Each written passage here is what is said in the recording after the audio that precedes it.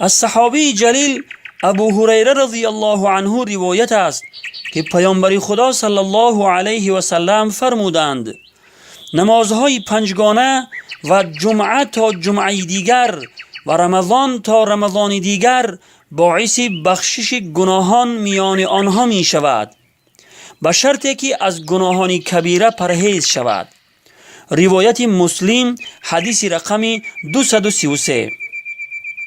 در این حدیث فضیلت و منزلت نمازهای پنجگانه و نماز جمعه و ماه مبارک رمضان بیان شده است و در این حدیث برای کسانی که این سه عبادت را انجام میدهند بشارت و خبری خوش است که گناهانی که در بین این عبادت ها انجام می شود بخشوده می شوند.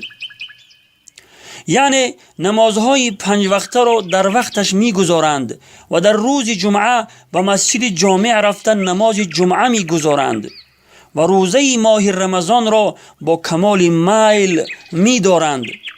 گناهانی که در این میان از آنها صادر می شود بخشوده می شوند.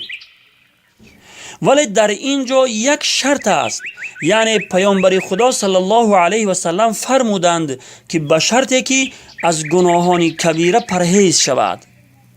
پس برادر و خواهر عزیز، ترک نمازهای پنجگانه گناه کبیره است. پس چگونه گناهان ما بخشوده شود در حالی که نمازخوانی ما تنها در ماه رمضان است؟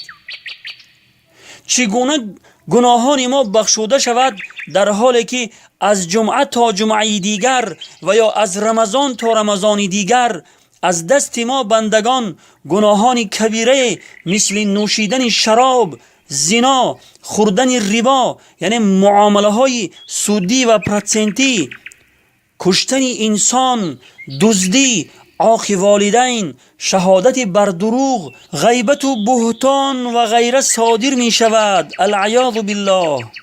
خداوند همه ما را از گناهان کبیره دور نگه دارد و تمام گناهان ما را به برکت نمازهای پنجگانه و به برکت ماه مبارک رمضان ببخشاید و همه ما را به راه راست، راه پیامبران، راه صدیقین و شهدا هدایت فرماید. آمین یا رب العالمین.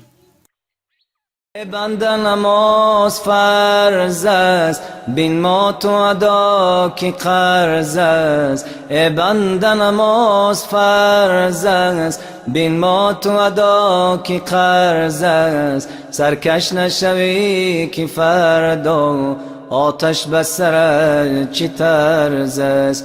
سرکش نشوی که فردا آتش به سرت چی طرز است. ای بنده سگر